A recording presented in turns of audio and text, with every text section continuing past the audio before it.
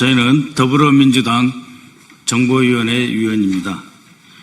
오늘 오전에 있었던 이종석 국정원장 후보자 인사청문회 보고서 채택 일방 취소에 대해서 입장을 밝히고자 합니다.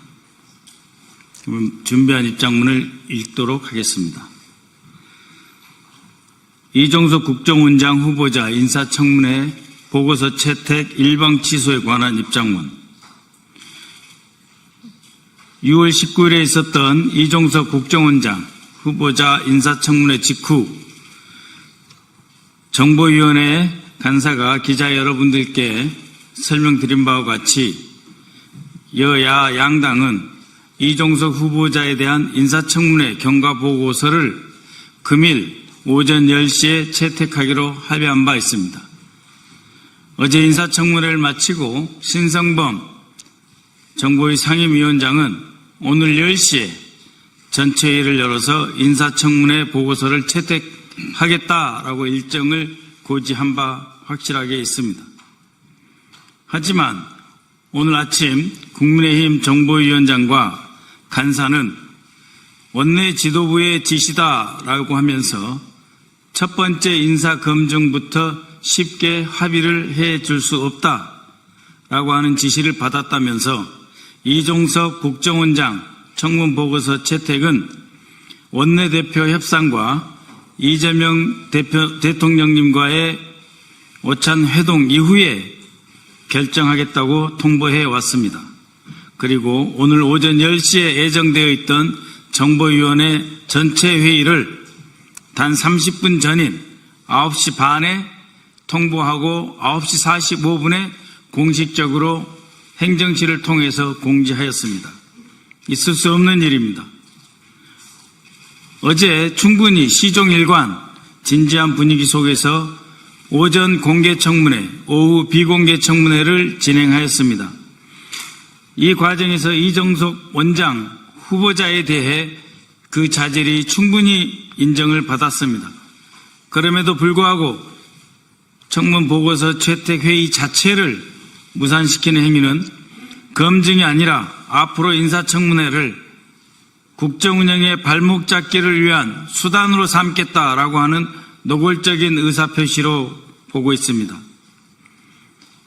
다른 사람도 아닌 국정원장이라는 국가안보의 중추적 임무를 지고 있는 중차대한 인사에 대해 정쟁의 도구로 삼는 것은 공당으로서 최소한의 책임조차 져버린 무책임한 정치 술책이라 아니할 수 없습니다. 혹시 자당의 분열 위기를 넘어가기 위한 조바심의 표현은 아닌지 묻고자 합니다.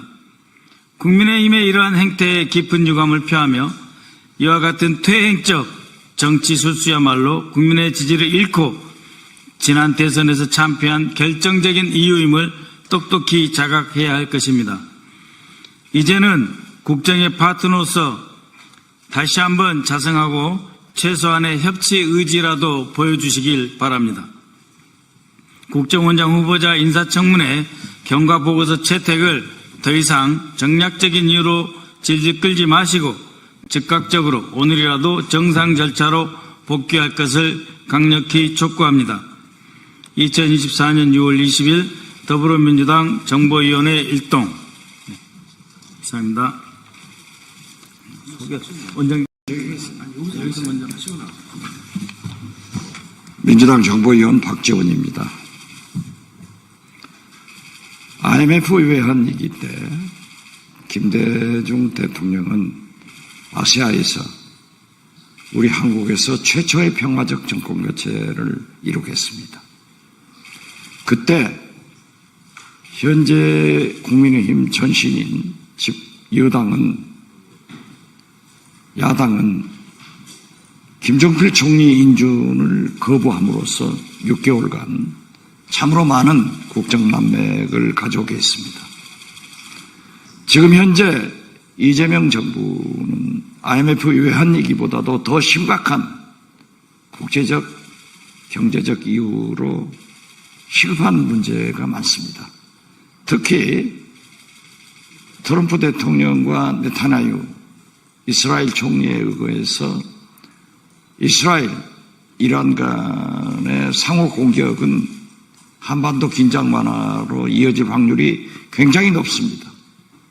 이때 이재명 대통령께서는 확성기 중지, 따라서 북한에서도 함께 중지시켜주는 화답을 해왔습니다. 대북 전단 살포 등 대북 유화 제스처를 보냄으로써 많은 한반도 긴장 완화에 기여하고 있습니다. 그리고 미국에서도 북한과 상당한 접촉을 하고 있는 것으로 알고 있고, 특히 10월 초 에이펙 정회에 참석하는 트럼프 대통령의 평양 방문 여부도 주목을 받고 있는 이때 안보 수장인 국정원장을 아무런 하자 없이 청문 보고서 채택을 하지 않는 것은 한반도를 긴장으로 고조시키려고 하는 작태라고밖에 볼 수 없습니다.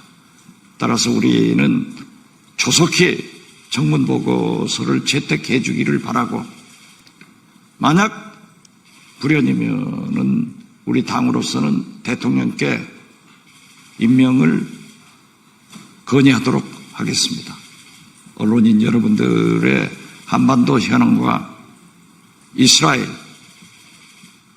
이란 사태를 보더라도 이종석 국정원장의 청문 보고서 채택이 안보를 중시하는 국민의힘의 길이다 하는 것을 말씀드립니다. 감사합니다.